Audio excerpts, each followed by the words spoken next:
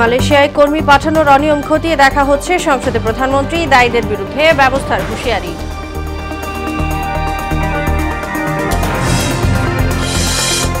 $8 লাখ কোটি টাকার বিশাল বাজেট ঘোষণা কাল, জলবায়ু খাতে বরাদ্দ বাড়ানোর তাগিদ বিশেষজ্ঞদের।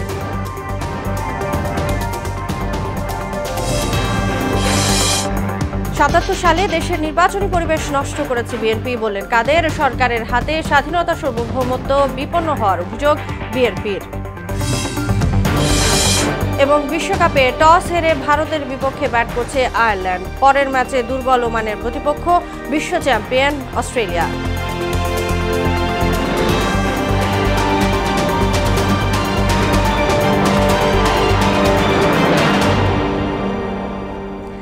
আসসালামু আলাইকুম, সবাইকে মোহনা সংবাদে স্বাগত। শুনছিলেন শিরোনাম, সঙ্গে আছি তাসনুবা বিনতে তাহের। এবার বিস্তারিত। মালয়েশিয়ার শ্রমবাজারে অরাজকতা সৃষ্টিকারীদের বিরুদ্ধে আইনানুগ ব্যবস্থা নেওয়া হবে বলে জানালেন প্রধানমন্ত্রী শেখ হাসিনা। বিকেলে জাতীয় সংসদের বাজেট অধিবেশনে এক প্রশ্নের জবাবে এ মন্তব্য করেন তিনি। বলেন, মালয়েশিয়ায় কর্মী পাঠানোর বিষয়টি যদি নিয়ম মেনে করা হতো তাহলে এ ধরনের সমস্যার সৃষ্টি হতো না।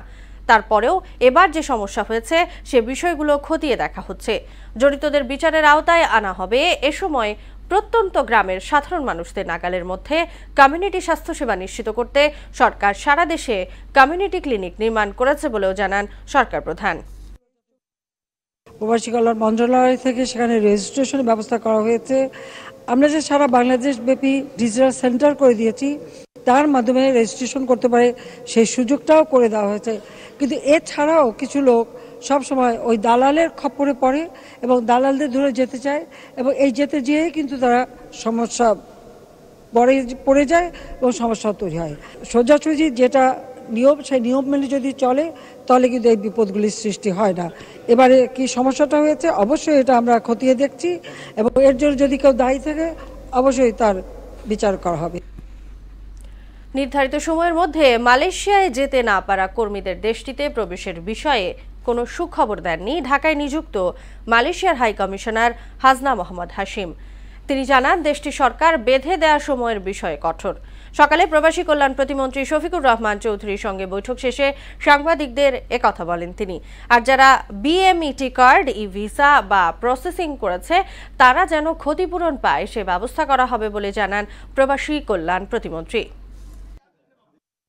I just mentioned just now that my government stand by the deadline, which is May 31st, because we have 15 source countries and we want to ensure uniformity, meaning standard in terms of the application of this deadline. আমরা তদন্ত committee করেছি। এই তদন্ত কমিটির মাধ্যমে যাদের বিরুদ্ধে report আসবে, যারা দোষী সাব্যস্ত হবে তাদের বিরুদ্ধে আমরা ব্যবস্থা গ্রহণ করব।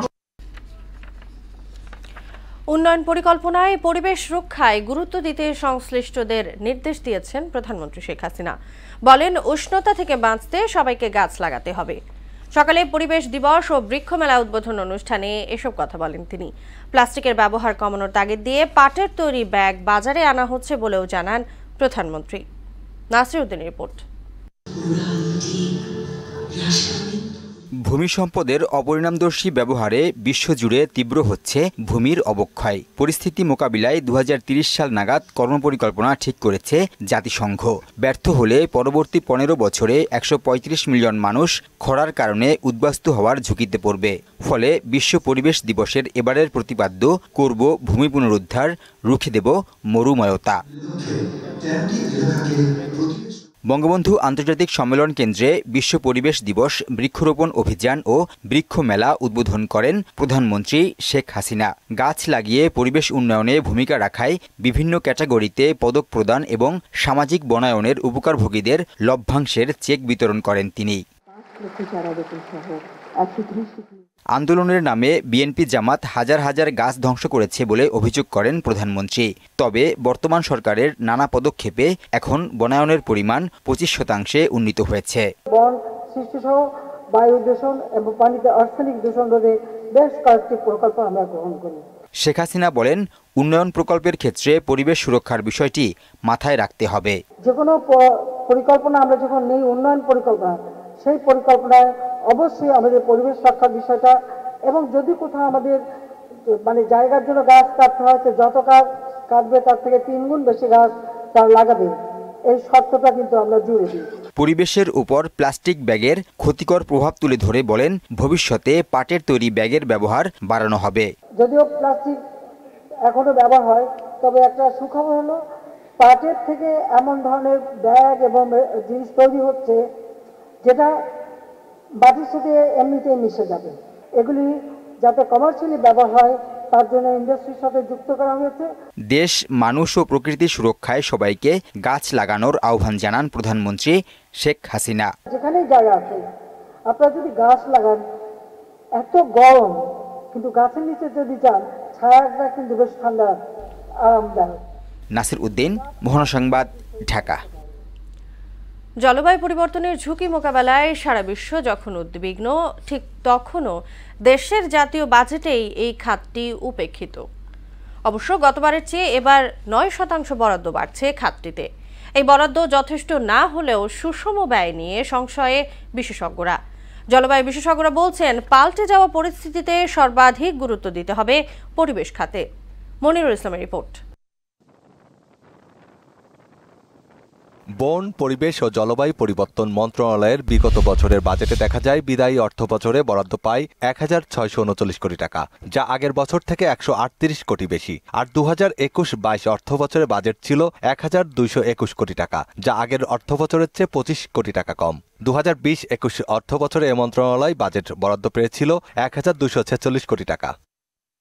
অথচ 4 বছর আগেই এর চাইতে প্রায় 600 কোটি টাকা বেশি বরাদ্দ পেয়েছিল মন্ত্রণালয়টি। 2016-17 অর্থ বছরে বরাদ্দ ছিল 1850 কোটি টাকা, পরের বছর কমানো হয় 731 কোটি টাকা। তবে 2018-19 অর্থ বছরে 150 কোটি টাকা বাড়িয়ে বরাদ্দ দেওয়া হয় 1270 কোটি টাকা, আর 2019-20 অর্থ বছরে বরাদ্দ ছিল 1496 কোটি টাকা। তবে এবারের বাজেটে গেলবারের চেয়ে বরাদ্দ বাড়ছে 9%। নানান জটিলতায় বরাদ্দ অব্যবহৃত থেকে যায় 8 থেকে 20%। পরিবেশবিদ রেজাউল করিম বলছেন, এ খাতের বরাদ্দের অধিকাংশই জুনের বাজেটের আগে তড়িঘড়ি করে ব্যয় করা হয় বলে কাঙ্ক্ষিত ফলাফল আসছে না। মার্চ মাস পর্যন্ত ব্যয়ের পরিমাণ থাকে 50-60%, এবং এই 3 মাসে অধিক চাপাচাপি করে এই খরচটা করে ফেলা হয়। কিন্তু এই দ্রুত গতিতে খরচ করার দরুন যে রেজাল্টটা আসার কথা, সেই রেজাল্টটা কিন্তু আসে না। আর নগর পরিকল্পনাবিদ আদিল মোহাম্মদ খান বলেন, সড়ক নির্ভর বাজেট থেকে বের হয়ে পরিবেশ খাতকে সর্বোচ্চ গুরুত্ব দিতে হবে। আমাদের পরিবেশ করে আমরা কান্না করছি, কিন্তু সেই পরিবেশকে যত্নশীল রাখা, তার সাথে কমিউনিটি এঙ্গেজমেন্ট, এটা না হলে দেখা যাবে জলবায়ু পরিবর্তন, তাপ বৃদ্ধি, এটা তো সামনের দিন অনেক বাড়বে। তবে জলবায়ু বিশেষজ্ঞ আহমেদুল হাসান বলেন, পরিবেশ সংশ্লিষ্ট নয় এমন খাতে জলবায়ু বলে চাপিয়ে বরাদ্দ দেয়া যাবে না। বাজেটের অ্যাক্সেস পাওয়ার জন্য আমি জোর করে ক্লাইমেট চেঞ্জ বসিয়ে দিচ্ছি, জোর করে আমি এই ফান্ডটা এক্সেস করার জন্য আমরা দেখি যে এটা relate with the climate change, but এটা প্রমাণ না নিয়ে আমরা কাজ করছি, অন্য প্রায়োরিটিটা আমরা তখন মিসম্যাচ হচ্ছে। বাজেট প্রণয়নে শক্তিশালী অভিযোজন নীতি বাস্তবায়নের পাশাপাশি মন্ত্রণালয়ের সমন্বয়ের দিকে জোর দেওয়ার পরামর্শ দেন এই বিশেষজ্ঞ। প্ল্যানিং কমিশনের ভিতরে প্ল্যানিং হচ্ছে, আর ইন্ডিভিজুয়াল প্রত্যেকটা মিনিস্ট্রি আবার প্ল্যানিং ডিভিশন আছে, এটার ভিতরে আরও বেশি সমন্বয় দরকার। মনিরুল ইসলাম, মোহনা সংবাদ, ঢাকা।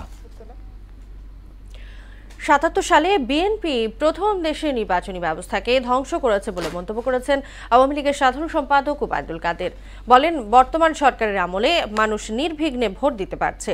সন্ধ্যায় ধানমন্ডিতে দলীয় সভানেত্রীর রাজনৈতিক কার্যালয়ে উপজেলা নির্বাচন পরবর্তী আয়োজিত এক সংবাদ সম্মেলনে তিনি একথা বলেন। ওবায়দুল কাদের বলেন, 2-1টি বিচ্ছিন্ন ঘটনা ছাড়া উপজেলা নির্বাচন সুষ্ঠু ও শান্তিপূর্ণ হয়েছে। দুর্নীতিবাজ দল বিএনপি দুর্নীতির বিরুদ্ধে আন্দোলন করবে, এটি সবচেয়ে বড় জোক বলেও মন্তব্য করেন ওবায়দুল কাদের। মে মাসের 30 তারিখ ৭৭ সালে বাংলাদেশে সুষ্ঠু নির্বাচনের ধ্বংসের প্রক্রিয়াটা শুরু হয়। সেই দিকে হানা ভোট হয়, 114% ভোটও পড়েছে। কিছু কিছু বিচ্ছিন্ন বিক্ষিপ্ত ঘটনা ঘটেছে। নির্বাচন ছিল শান্তিপূর্ণ। আওয়ামী লীগকে ক্ষমতায় টিকিয়ে রাখতে সাবেক আইজিপি বেনজির সর্বশক্তি প্রয়োগ করেছিলেন বলে অভিযোগ করেছেন বিএনপি মহাসচিব মির্জা ফখরুল ইসলাম আলমগীর। জাতীয় প্রেস ক্লাবে ওলামা দলের আলোচনা সভায় তিনি বলেন, বর্তমান সরকার ক্ষমতায় থাকলে দেশের স্বাধীনতা সার্বভৌমত্ব বিপন্ন হবে। এতে গণতন্ত্র ও দেশ রক্ষার আন্দোলন চালিয়ে যাওয়ার প্রত্যয় জানান দলের নেতারা। হুমায়ুন কবিরের রিপোর্ট। বিএনপির প্রতিষ্ঠাতা সাবেক রাষ্ট্রপতি জিয়াউর রহমানের ৪৩তম মৃত্যুবার্ষিকী উপলক্ষে জাতীয় প্রেস ক্লাবে আলোচনা সভার আয়োজন করে ওলামা দল। বক্তব্যে বিএনপি নেতারা দেশ রক্ষার আন্দোলনে সবাইকে এগিয়ে আসার আহ্বান জানান। সমাজের পরিবর্তন নিয়ে আসাটাই হলো আমাদের মুখ্য টার্গেট এবং মূল উদ্দেশ্য। যদি আমরা সেটা পারি, বাংলাদেশ আজ লুটেরাদের হাত থেকে রক্ষা পাবে, মাফিয়াদের হাত থেকে রক্ষা পাবে, বেনজিরের হাত থেকে রক্ষা পাবে, আজিজদের হাত থেকে রক্ষা পাবে। যত পচা, যত দুর্গন্ধ সবাই ঠাকুরমার ঝুলির মধ্যে আছে। যখন যেটা প্রয়োজন মানুষকে দমন করার জন্য সেটা ছেড়ে দেন। সুতরাং এদের বিরুদ্ধে লড়াই করতেই হবে। বিএনপি মহাসচিব মির্জা ফখরুল ইসলাম আলমগীর আইজিপি থাকাকালে বেনজিরের দমন পীড়নের চিত্র তুলে ধরেন। বেনজির সাহেব তিনি ছিলেন পুলিশ বাহিনীর প্রধান, র্যাবের প্রধান। তার বিরুদ্ধে যখন সমস্ত কাগজ পত্রিকাগুলোতে তার অপকীর্তি, তার চুরি, তার দুর্নীতি বেরিয়ে আসছে, তখন আওয়ামী লীগের সাধারণ সম্পাদক সাহেব বলছেন, সে কি আওয়ামী লীগ করে? উনি আওয়ামী লীগের নাম ছিল কিনা জানি না, আওয়ামী লীগকে ডিফেন্ড করবার জন্য, তাকে ক্ষমতায় রাখার জন্য তিনি তার সর্বশক্তি নিয়োগ করেছেন। বিরোধী দলকে সে নির্যাতন করেছে। তারা বেআইনিভাবে হত্যা করেছে, জুডিশিয়াল কাস্টডিতে হত্যা করেছে, গুম করেছে, খুন করেছে। আওয়ামী লীগের কাছে দেশের স্বাধীনতা সার্বভৌমত্ব কখনো নিরাপদ নয় বলে মন্তব্য করেন তিনি। দানব গত ১৫ বছর ধরে আমাদের ঘরের মধ্যে, বুকের মধ্যে চেপে বসে আছে। একে সরাতে না পারলে কিন্তু আপনার স্বাধীনতা থাকবে না। হুমায়ুন কবির, মোহনা সংবাদ, ঢাকা। আগামীকাল দুর্নীতি দমন কমিশন দুদকে যাচ্ছেন না পুলিশের সাবেক মহাপরিদর্শক বেনজির আহমেদ। আইনজীবীর মাধ্যমে ১৫ দিন সময় চেয়ে দুদকে আবেদন করেছেন তিনি। দুদকের প্রধান কার্যালয়ে সাংবাদিকদের প্রশ্নের জবাবে কমিশনার মোহাম্মদ জহুরুল হক এ তথ্য জানান। এর আগে মঙ্গলবার দুদক কমিশনার জহুরুল হক জানান, বেনজির আহমেদ সময় চাইলে দুদক ১৫ দিন সময় দিতে পারবে। গত ২৮ মে পাঠানোর নোটিশে বেনজির আহমেদকে ৬ জুন এবং তার স্ত্রী ও সন্তানদের ৯ জুন দুদকে হাজির হতে বলা হয়েছিল।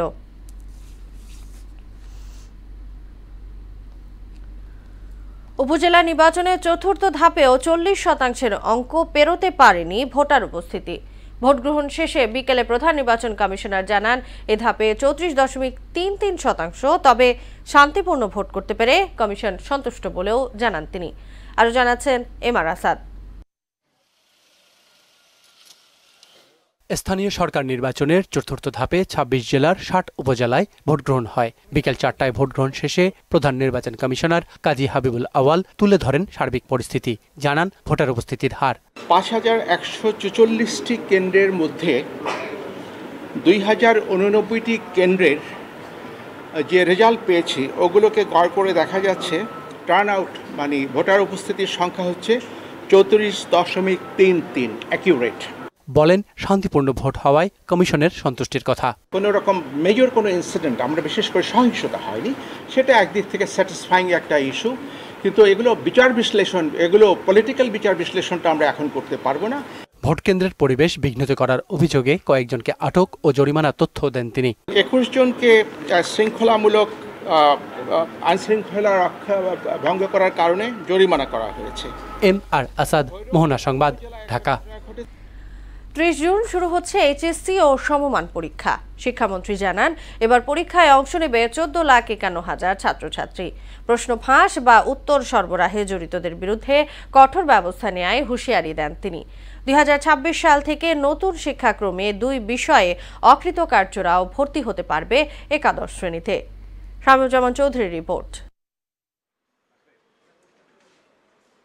৯টি সাধারণ মাদ্রাসা ও কারিগরি শিক্ষা বোর্ডে এইচএসসি ও সমমান পরীক্ষা সুষ্ঠুভাবে অনুষ্ঠানের লক্ষ্যে সচিবালয়ে বৈঠক করে জাতীয় মনিটরিং ও আইন শৃঙ্খলা সংক্রান্ত কমিটি। পরে সাংবাদিকদের ব্রিফ করেন শিক্ষামন্ত্রী মহিবুল হাসান চৌধুরী। কিন্তু অনলাইনে সামাজিক যোগাযোগ মাধ্যমে প্রশ্ন ফাঁস সংক্রান্ত গুজব এবং এই অপকর্মে তৎপর চক্রের বিষয়ে সরকারের অবস্থান তুলে ধরেন তিনি। শুধুমাত্র ভারপ্রাপ্ত কর্মকর্তা মোবাইল ফোন ব্যবহার করতে পারবেন, তবে ছবি তোলা যায় না এমন মোবাইল ফোন। বোর্ডের কেন্দ্র পরিদর্শন টিম, জেলা প্রশাসন ও উপজেলা প্রশাসনের পরিদর্শন টিম, নিরাপত্তার দায়িত্বে নিয়োজিত আইন প্রয়োগকারী সংস্থার সদস্য ব্যতীত অন্য কেউই কেন্দ্রে প্রবেশ করতে পারবেন না। 2026 সাল থেকে নতুন শিক্ষাক্রমে 2 বিষয়ে অকৃতকার্য শিক্ষার্থীরা একাদশ শ্রেণীতে ভর্তি হতে পারবেন বলেও জানান মন্ত্রী। পূর্ববর্তী যেই দুটো বিষয়ে সুনির্দিষ্ট মান অর্জন করতে পারেননি বা ধাপ অতিক্রম করতে পারেননি, কৃতকার্য হওয়ার দক্ষতার জায়গায়, জ্ঞানের জায়গায়, সেই হিসেবে তারা সেটাকে পুনর্বার পরীক্ষা দিয়ে পরবর্তী উচ্চ ধাপের যে সনদ সেটা অর্জন করবেন।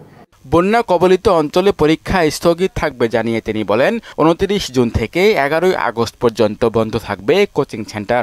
11 আগস্ট 2024 তারিখ পর্যন্ত সকল কোচিং সেন্টার বন্ধ থাকবে। শামীমুজ্জামান চৌধুরী, মোহনা সংবাদ, ঢাকা। টেকসই স্থানীয় অর্থনৈতিক উন্নয়ন নিশ্চিতে ডিজিটাল পৌরসভা নেটওয়ার্ক গড়ে তোলার লক্ষ্যে দেশের 42টি পৌরসভার কর্মকর্তা কর্মচারীদের 3 দিনব্যাপী ডিজিটাল ক্যাপাসিটি বিল্ডিং প্রশিক্ষণ দেওয়া হলো। রাজধানীর একটি হোটেলে এ প্রশিক্ষণে অংশগ্রহণকারীদের মাঝে সার্টিফিকেট বিতরণ করা হয়। এ প্রশিক্ষণ কাজে লাগিয়ে পৌরসভার মান বৃদ্ধিতে ডিজিটাল লিটারেসির বিষয়ে জনগণকে সচেতন করার কথা জানান সংশ্লিষ্টরা। ম্যাবের মহাসচিব এবং মাদারীপুর পৌরসভার মেয়র মোহাম্মদ খালিদ হোসেন সহ সংশ্লিষ্টরা এতে উপস্থিত ছিলেন। শেষ করব মোহনা সংবাদ, যাবার আগে সুনামগুলো জানিয়ে দিচ্ছি আরো একবার।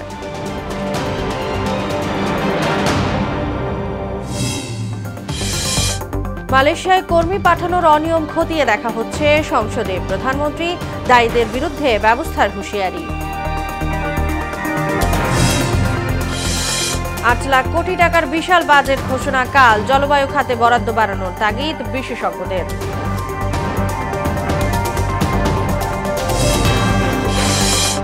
সালে দেশের নির্বাচনী পরিবেশ নষ্ট করেছে বিএনপি বললেন কাদের। সরকারের হাতে স্বাধীনতার সার্বভৌমত্ব বিপন্ন হওয়ার অভিযোগ বিএনপির। এবং বিশ্বকাপে টস হেরে ভারতের বিপক্ষে ব্যাট করছে আয়ারল্যান্ড। পরের ম্যাচে দুর্বল মানের প্রতিপক্ষ বিশ্ব চ্যাম্পিয়ন অস্ট্রেলিয়া।